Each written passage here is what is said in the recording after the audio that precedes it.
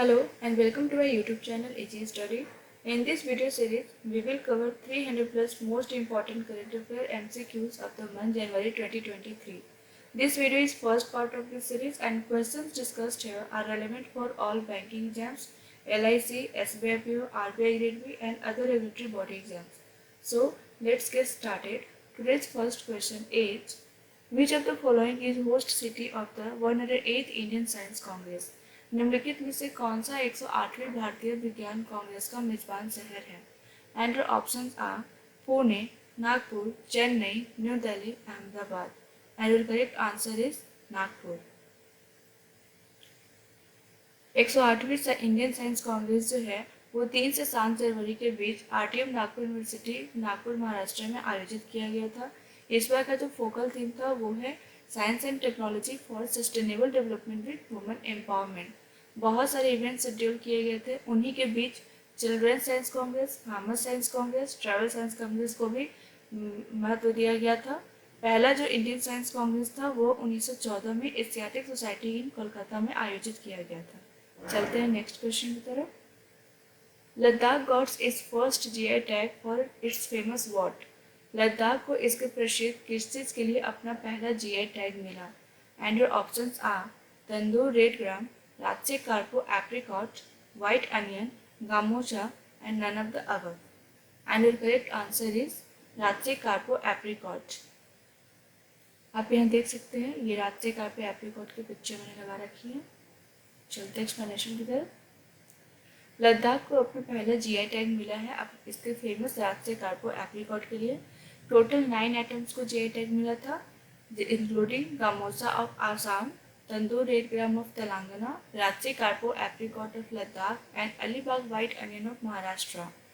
केरला के पास total 5 GI tag था उसके एग्रीकल्चर प्रोड्यूस के लिए. और इसी के साथ total number of GI tags जो है इंडिया के पास वो अब 432 हो चुका है. टॉप 5 स्टेट जो है जिनके पास maximum number of GI tags है वो है कर्नाटका, तमिलनाडु, उत्तर प्रदेश, कर्नाटका एंड केरला. टोटल 432 में 401 जो है वो इंडियन ओरिजिन प्रोडक्ट्स है और 31 जो है वो फॉरेन ओरिजिन प्रोडक्ट्स है. कर्नाटका और तमिलनाडु के पास highest number of GI tags है. उसके बाद केरला के पास 35, उत्तर प्रदेश के पास 34 एंड महाराष्ट्र के पास 31 है. और ये किसके द्वारा रिकॉग्नाइज कराया जाता है? तो ये वर्ल्ड ट्रेड ऑर्गेनाइजेशन के द्वारा रिकॉग्नाइज कराया जाता है. चलते हैं नेक्स्ट क्वेश्चन की तरफ.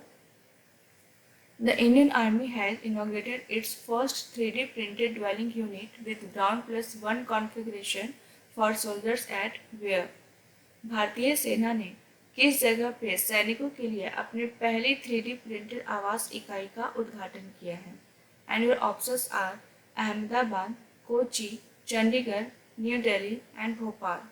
And your correct answer is Ahmedabad. ये जो पिक्चर मैंने लगाई है यही है वो आवास इकाई जो कि इंडियन आर्मी ने अपने सोल्जर्स के लिए बनवाई है. इंडियन आर्मी ने इनॉग्रेट किया है पहला 3D प्रिंटेड ड्वेलिंग यूनिट कहाँ पे? अहमदाबाद कैंट में अपने सोल्जर्स के लिए. और ये जो बिल्डिंग बनाई गई है ये कंस्ट्रक्टेड किया गया है by the military engineering services in collaboration with MICOB. इसे बनाने में टोटल 12 वीक लगे हैं और इसका जो यूनिट मेजरिंग है वो है 71 square metre with garage space. चलते हैं नेक्स्ट क्वेश्चन की तरफ. Which institute will serve as the secretariat for Science 20, one of the G20's multiple groupings? G20 के कई समूहों में से एक विज्ञान 20 के लिए कौन सा संस्थान सचिवालय के रूप में काम करेगा? And your options are IIT Bombay, IIM Kolkata, Indian Institute of Science, IIT Delhi, IIT Madras. And your correct answer is Indian Institute of science.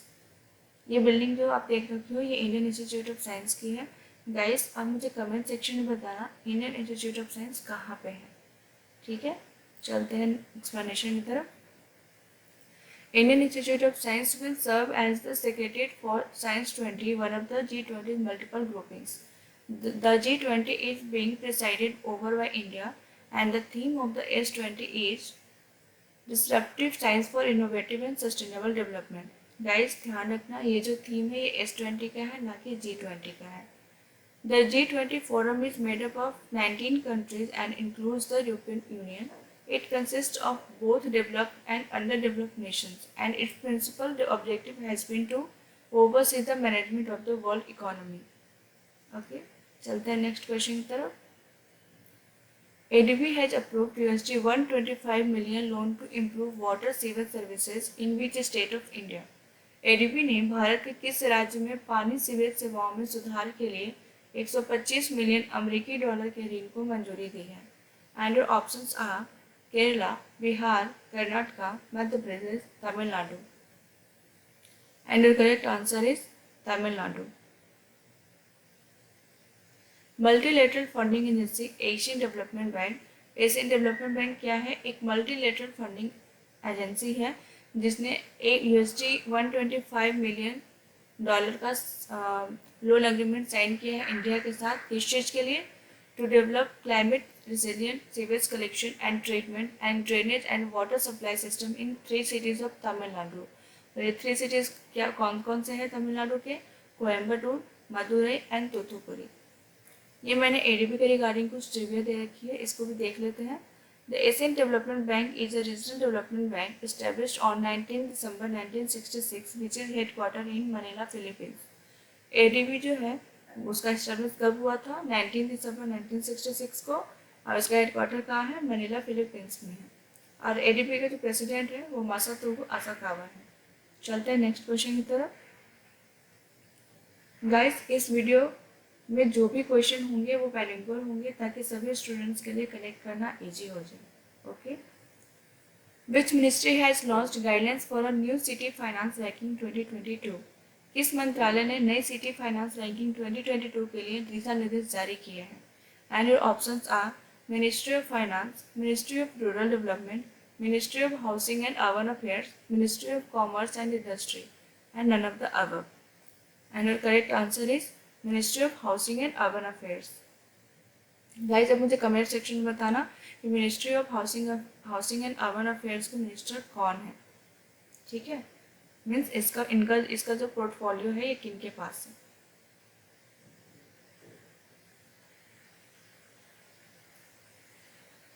Recently, the Ministry of Housing and Urban Affairs has launched guidelines for a new City Finance Ranking 2022. जानते हैं कि City Finance Ranking होता क्या है? All the participating cities will be evaluated on the 15 indicators across 3 key municipal finance assessment parameters, namely resource mobilization, expenditure performance, fiscal governance. Okay? जितने भी cities participate करेंगे उन्हें evaluate किया जाएगा 15 indicators पे. ये टोटल जो है ये इसका 3 की म्यूनिसिपल फाइनेंस असेसमेंट पैरामीटर्स है.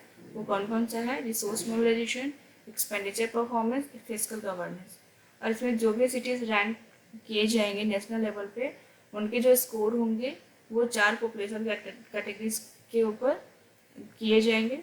वो 4 कैटेगरीज यहाँ दे रखे हैं, आप देख लेना. चलते हैं नेक्स्ट क्वेश्चन की तरफ. Who has been appointed as the new prime minister of Nepal? Nepal के नए प्रधानमंत्री के रूप में किसे नियुक्त किया गया है? And your options are Bidya Devi Bhandari, Sher Bahadur Deuba, KP Sharma Oli, Sushil Koirala, Pushpa Kamal Dahal. And your correct answer is Pushpa Kamal दहल. ये पिक्चर जो है ये पुष्प कमल दहल जी की है. देखते हैं. नेपाल प्रेसिडेंट विद्या देवी भंडारी. नेपाल के जो प्रेसिडेंट है वो कौन है? Bidya Devi Bhandari. Appointed CPN Maoist central chairman Pushpa Kamal Dahal Prachanda as the new prime minister of Nepal. Prachanda has been appointed as the Prime Minister of Nepal as per the Article 76 Clause 2 of the Constitution. He previously held the Prime Ministerial post from 2008 to 2009 and again from 2016 to 2017. चलते हैं next question की तरफ. Which of the following has bagged DSCI AISS Award for Best Security Practices in Government Sector? निम्नलिखित में से किसने सरकारी क्षेत्र में सर्वोत्तम सुरक्षा प्रथाओं के लिए DSCI AISS पुरस्कार जीता है? And your options are ISRO, RBI, UIDAI, SEBI, NABARD. एंड योर करेक्ट आंसर इज UIDAI. UIDAI का फुल फॉर्म देखते हैं. वो होता है unique identification authority of India.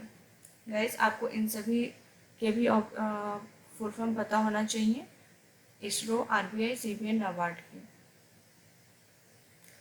The Unique Identification Authority of India has bagged a top data security award for best practices in the government sector. Okay और ये जो अवार्ड दिया गया है ये 3 दिन का अवार्ड था। Annual information security summit of DSSI in new Delhi में इसको आयोजित किया गया था और इसमें टोटल 270 नॉमिनेशन थे अक्रॉस 5 अवार्ड कैटेगरीज के अंदर और UIDAI जो है वो अवार्ड किया गया है DSCA ज्यूरी के द्वारा। इस चीज़ के लिए best security practices in government sector के लिए। चलते हैं नेक्स्ट क्वेश्चन की तरफ। The international finance corporation has extended a $400 million loan to which bank with an aim to drive India's green housing growth. अंतर्राष्ट्रीय वित्त निगम ने भारत के हरित आवास विकास को चलाने के उद्देश्य से किस बैंक को $400 मिलियन अमेरिकी डॉलर का ऋण दिया है? And your options are ICICI Bank, Axis Bank, HDFC Bank, Yes Bank, Bank of Baroda. And your correct answer is HDFC Bank. Guys यहाँ पे ये जो दे रखा है कि ये HDFC बैंक का टैगलाइन है, बहुत ही इंपॉर्टेंट हो जाता है एग्जाम के पॉइंट ऑफ व्यू से। और आपको इसके अलावा जितने भी बैंक दे रखे हैं उनके भी आपको टैगलाइंस पता होना चाहिए। इसके रिगार्डिंग मैं एक वीडियो बना के आपको मैं प्लेलिस्ट में डाल दूंगी, आप वहाँ से देख लेना। World Bank's investment arm International finance corporation has proposed to make a $400 million around 3,400 crore loan to mortgages lender HDFC Limited with an aim to drive India's green housing growth. The loan will help close the urban housing gaps and improve access to climate smart affordable homes by boosting green housing, creating jobs and ensuring long-term business growth. चलते हैं next question की तरफ। Which state government has issued order to set up green climate fund with 1,000 crore? किस राज्य सरकार ने 1,000 करोड़ रुपए से ग्रीन क्लाइमेट फंड स्थापित करने के आदेश जारी किए हैं? And your options are Karnataka, Haryana, Punjab, Tamil Nadu and Kerala. And your correct answer is Tamil Nadu. Guys आप मुझे बताना ये जो पिक्चर मैंने लगा रखी है ये किनकी है, आप मुझे कमेंट सेक्शन में जरूर बताना। Tamil Nadu government issued orders to set up Tamil Nadu Green Climate Fund with 1,000 crore. This is one of a kind funds in the country. The fund will support various climate change initiatives, mitigation and green projects. It will mobilize necessary resources from the government, develop finance institution and international climate fund. ये जो fund है ये किनके द्वारा manage किया जाएगा? ये Tamil Nadu infrastructure fund management corporation with fund size of 1,000 crore with a green so option for another 1,000 crore. चलते हैं नेक्स्ट क्वेश्चन की तरफ। Under the RBI framework for dealing with DSIBs, SBI is placed in which bucket? RBI के DSIBs से निपटने के लिए ढांचे के तहत SBI को किस बकेट में रखा गया है? And options are first, second, third, fourth and fifth. And your correct answer is third.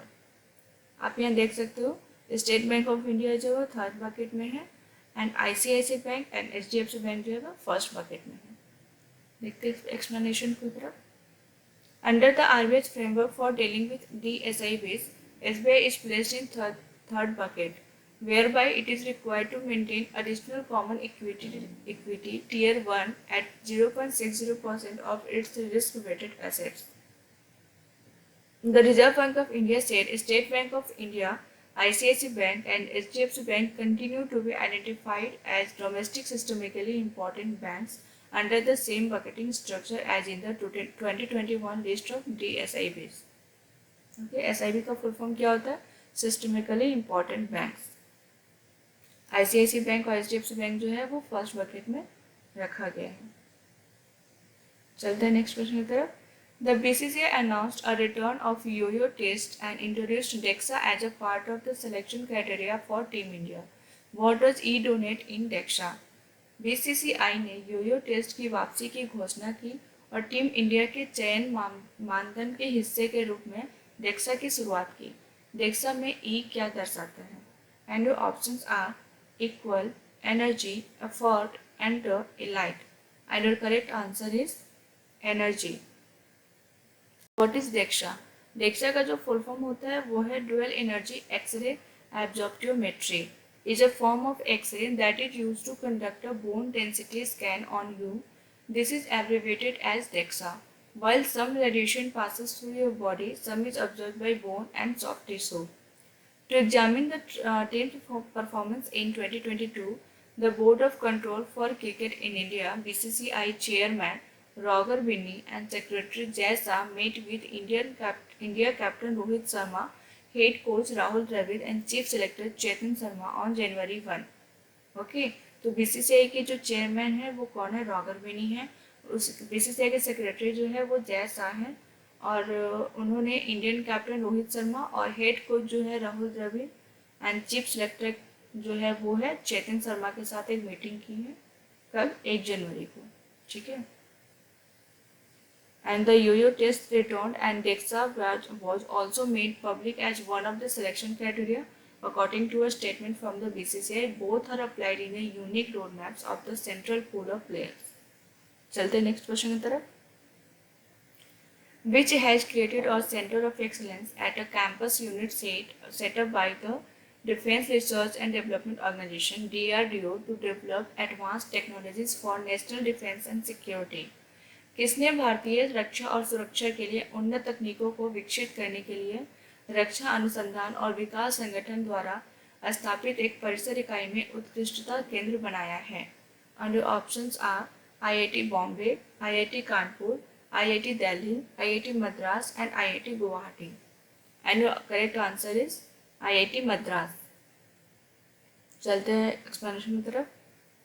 IIT Madras has created a center of excellence at a campus unit set up by the Defense Research and Development Organization (DRDO) to develop advanced technologies for national defense and security. ठीक है, मैंने DRDO के regarding कुछ trivia दे रखी है, उसको देखते हैं। The Defense Research and Development Organization is the premier agency under the Department of Defense Research and Development in Ministry of Defense of the Government of India, charge with the military research and development, headquarter in Delhi. इसका जो formation हुआ था वो 1958 में हुआ था, और अभी जो मिनिस्टर ऑफ डिफेंस है वो है राजनाथ सिंह, और इसका हेडक्वार्टर दिल्ली में है। Digitally capturing the attendance of workers employed under the Mahatma Gandhi national rural employment guarantee scheme (MGREGS) has been made universal from what? Mahatma Gandhi राष्ट्रीय ग्रामीण रोजगार गारंटी योजना के तहत नियोजित श्रमिकों की उपस्थिति को डिजिटल रूप से कैप्चर करने को कब से सार्वभौमिक बना दिया गया है? And your options are January 1, 2023, January 15, 2023, February 1, 2023, March 1, 2023, April 1, 2023. And your correct answer is January 1, 2023. The union government has made digitally capturing Manrega attendance universal from January 1, 2023 through NMMS. NMMS का फुल फॉर्म जो है वो है national mobile monitoring system. ये क्या होता है वो जानते हैं। The National Mobile Monitoring Software App was launched by the Ministry of Rural Development in 2021. It aimed at bringing more transparency and ensuring proper monitoring of the schemes. Okay, चलते हैं next question की तरफ। The exercise named Veer Guardian 23 will be conducted between India and which country? Bharat और किस देश के बीच वीर guardian 23 नाम का अभ्यास आयोजित किया जाएगा? And your options are Australia, USA, Japan, France and Bangladesh. And correct answer is Japan. Explanation देखते हैं। India and Japan are set up to conduct their first ever bilateral combat air exercise over 10 days in Japan. Bilateral exercise क्या होते हैं? जब दो देशों के बीच में होता है ना, उसे बायलैटरल एक्सरसाइज बोलते हैं। The exercise named Veer guardian 23 will be conducted from January 16 to January 26. The Japan air self defence force will conduct a bilateral fighter training with the Indian Air Force. The exercise aims to promote mutual understanding and strengthen defense cooperation between the air forces. IAF will be fielding its Russian origin Sukhoi 30 MKI aircraft drawn from a squadron under the Western Air Command. The IAF 150 crew will be flying in IAF C-17 transport aircraft. The fighter jets on their journey from India to Japan will be refueled mid-air using the IL-78 plans of the IAF. Next question is, Jan Viswas bill was introduced in Lok Sabha recently to promote what? जन विकास विधेयक को हाल ही में लोकसभा में किसको बढ़ावा देने के लिए पेश किया गया था? And your options are girl child education, ease of doing business, vaccination, health care and none of the above. And your correct answer is ease of doing business. चलते हैं एक्सप्लेनेशन की तरफ. Commerce and industry minister Piyush Goyal introduced the Jan Vishwas Amendment of Provision Bill 2022 to decriminalize minor offences to promote ease of business. Besides the discriminalization of minor offences, the bill envisages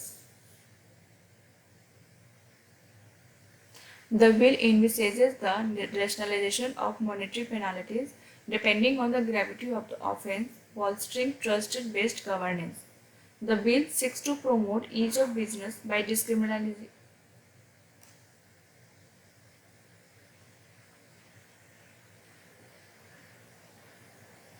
Ajay Kumar Srivastava has become new MD and CEO of which bank? Ajay Kumar Shrivastava किस bank के नए MD और CEO बने हैं? And your options are Canara Bank, Indian Overseas Bank, Indian Bank, Bank of Maharashtra and Bank of India. And your correct answer is Indian Overseas Bank. ये जो picture है ये अजय कुमार श्रीवास्तव जी की है. देखते हैं एक्सप्लेनेशन की तरफ. Ajay Kumar Shrivastava has been elevated as managing director and CEO of Indian Overseas Bank with effect from January 1, 2023 from his current posting as Executive Director. ये मैंने इंडियन ओवरसीज के रिगार्डिंग कुछ ट्रिविया दे रखी है, उसको भी देखते हैं. ये कब फाउंड किया गया था? 1937 में. इसका जो हेडक्वार्टर है वो चेन्नई में है और इसकी जो टैगलाइन है वो है good people to grow with. चलते हैं नेक्स्ट क्वेश्चन की तरफ. The central government had constituted a high-powered committee to discuss measures to protect Ladakh's unique culture, languages and employment. Who is the chairman of this committee? केंद्र सरकार ने लद्दाख की अनूठी संस्कृति, भाषा और रोजगार की सुरक्षा के उपायों पर चर्चा करने के लिए एक उच्चाधिकार प्राप्त समिति का गठन किया है. इस समिति के अध्यक्ष कौन हैं? And your options are Nityanand Rai, Vivek Singh, Sanjay Malhotra, Tarun Bajaj and Ajay Bhushan Pandey. And your correct answer is Nityanand Rai. देखते हैं. The center has constituted a high-powered committee (HPC) to discuss measures to protect Ladakh's unique culture, language and employment. ये एक 17 member का committee है जिसको constitute किया जाता है under the chairmanship of minister of state for home affairs Nityanand Rai. The committee will discuss the protection to culture and language considering the geographical location and strategic importance of Ladakh. It will also discuss the protections to land and employment for the people, inclusive development, employment generation, and measures related to empowerment of Ladakh Autonomous Hill Development Councils of Leh and Kargil. Okay, चलते हैं next question की तरफ. The Asian Development Bank and the Government of India signed a dash loan to upgrade over 300 km of state highways and major district roads in Assam. एशियाई विकास bank ADB और भारत सरकार ने असम में 300 kilometre से अधिक राज्य राजमार्गों और प्रमुख जिला सड़कों को अपग्रेड करने के लिए कितने ऋण पर हस्ताक्षर किए हैं? And your options are $100 million, $200 million, $300 million, $400 million, $500 million. And our correct answer is $300 million. देखते हैं एक्सप्लेनेशन की तरफ. The Asian Development Bank and the Government of India signed a $300 million loan to upgrade over 300 kilometers of state highway and major district roads in Assam. ये मैंने आसाम के regarding कुछ trivia दे रखी है गाइस, बहुत इंपॉर्टेंट हो जाता है कभी कभी एग्जाम्स में। किसी भी स्टेट के रिगार्डिंग कुछ भी क्वेश्चन पूछे जाते हैं जो कि हाल ही में न्यूज़ में रहते हैं, तो हम इसमें आसाम के बारे में देखते हैं। आसाम का जो कैपिटल है वो दिसपुर में है। यहाँ के जो चीफ मिनिस्टर है वो हिमंता बिश्वा शर्मा जी हैं। गवर्नर यहाँ के जगदीश मुखी जी हैं। और यहाँ के जो वाइल्ड लाइफ सेंचुरी और नेशनल पार्क है वो है Kaziranga national park, Manas wild life sanctuary, Dibru Saikhowa national park, Nameri national park and the Orang national park. Okay, चलते नेक्स्ट क्वेश्चन की तरफ। Who has become the first woman officer to be operationally deployed at the highest inhabitable battlefield in the world, Siachen? दुनिया के सबसे ऊंचे रहने योग्य युद्ध क्षेत्र सियाचिन में सक्रिय रूप से तैनात होने वाली पहली महिला अधिकारी कौन बनी है? And your options are Shiva Chauhan, Jaya Agarwal, Durga Banerjee, Usha Sundaram and none of the above. And your correct answer is Shiva Chauhan. ये देख सकते हो, ये जो पिक्चर है ये सियाचिन ग्लेशियर की है। चलते हैं इस एक्सप्लेनेशन की तरफ। Captain Shiva Chauhan of the fire and fury sappers corps has become the first women officer to be operationally deployed at the highest inhabitable battlefield in the world, Siachen. The latest move is a step towards gender neutrality that the three services have adopted of late to minimize the male-dominated presence in the forces without compromising operational capabilities. Captain Shiva Chauhan was deployed at Kumar Post, which is at Siachen post completion of arduous training. तो ये थे आज के top 20 question. I hope आप सभी को अच्छा लगा होगा। बाकी के क्वेश्चन नेक्स्ट वीडियोस में प्रोवाइड कराए जाएंगे। So stay tuned with me till then, take care and bye bye.